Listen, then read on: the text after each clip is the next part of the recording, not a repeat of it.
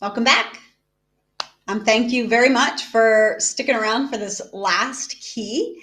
This is last day, last key. So this one is a little different. So the first two were on our mind, focusing on our minds. And there are so many more tools that I have to share regarding the mind and the mindset and how we can change things to stress less. But today I'm going to focus on that balance of quieting the mind and the body. One of the reasons I feel that we experience so much stress and stress for our nervous systems is because we've lost that lack of balance in our autonomic nervous system. So we have two parts to our nervous system, the autonomic nervous system. We have the parasympathetic, which is that rest and digest. We have the sympathetic, which is that, I'm sure you've heard, the fight, flight, or freeze. But it's also that go, go, go. It's doing things, reacting to things as they come, right? Being engaged. And so look at your day. How often are you in rest and digest, or how often are you going? My guess is that you're pretty much just going from the time you wake up to the time you sleep. And then even then, you're probably still ruminating with things in your sleep. So how do we create a better balance? And this isn't only for us, it's for our kids. We have to be mindful of how much our kids are doing and what balance they have to have in that downtime. So, they have that right balance because they have very fragile nervous systems. Our kids that are highly sensitive or have autism and ADHD, their nervous systems are more taxed because they a lot of times have a hard time regulating, what they're taking in from their environment. And so we have to be mindful of this for our kids to make sure they have those times to be calm and to rest.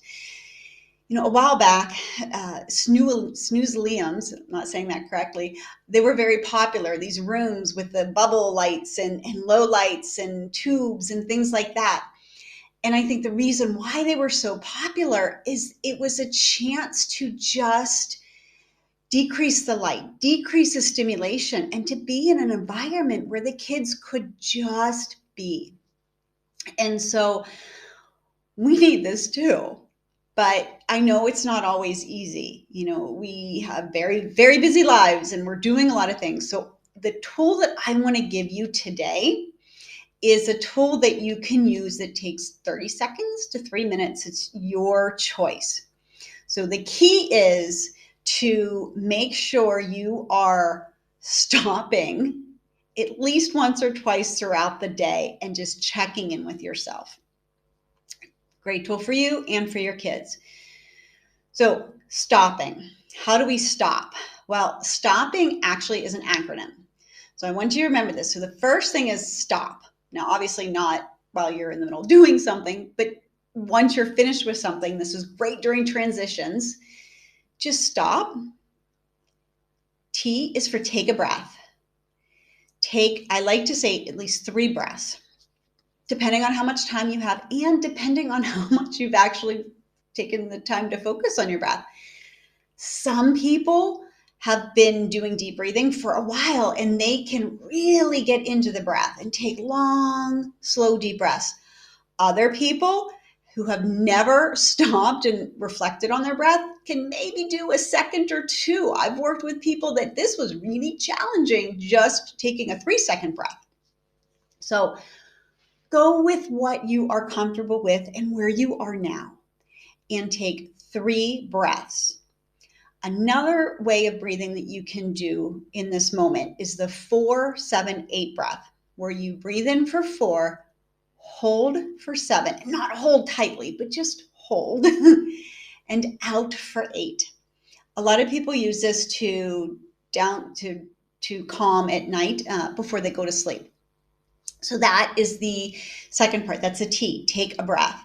The third part is O, observe. And I like to put non-judgmentally in there. I use a lot of the mindfulness-based practices in my workshops, and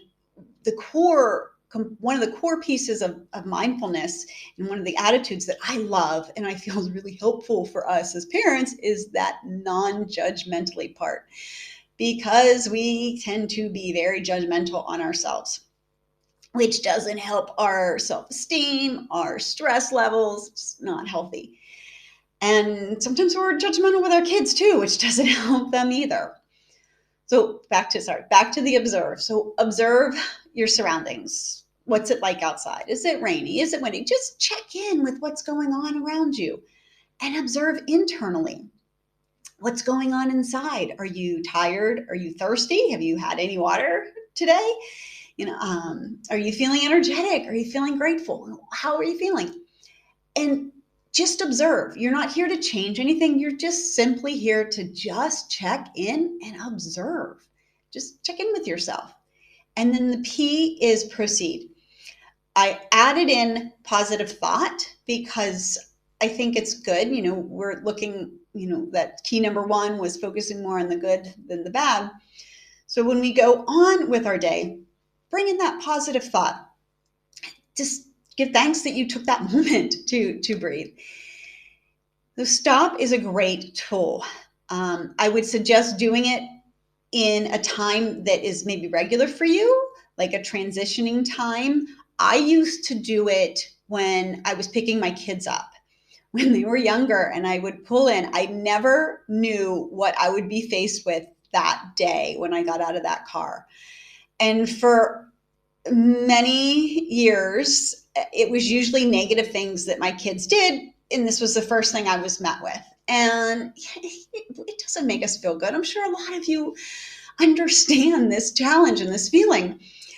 And if I was depleted that day and I got out of that car and I heard this news again with whatever my son did, it would knock me off for the rest of the night. And I was just drained.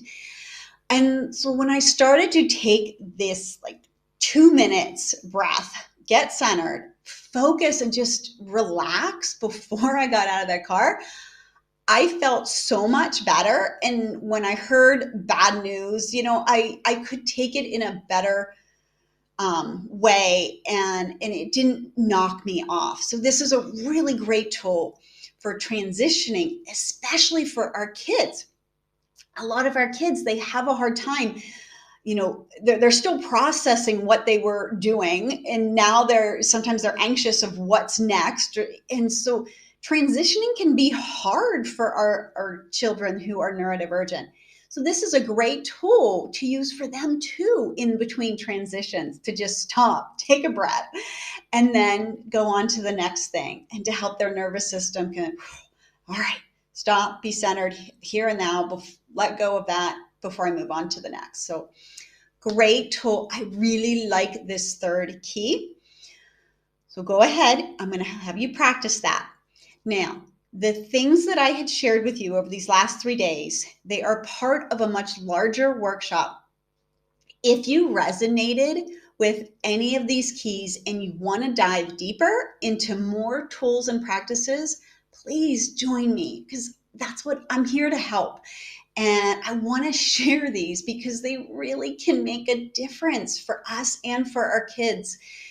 My goal is to help parents stress less, to be that calm patient, which I know is very hard sometimes, centered, grounded presence for our kids who are highly sensitive and need us to be those co-regulators. But it is hard with some of the challenges we face as parents. So if you want to join me, please go ahead and join one of the upcoming workshops. I have different things that I'm working on that will be updated regularly.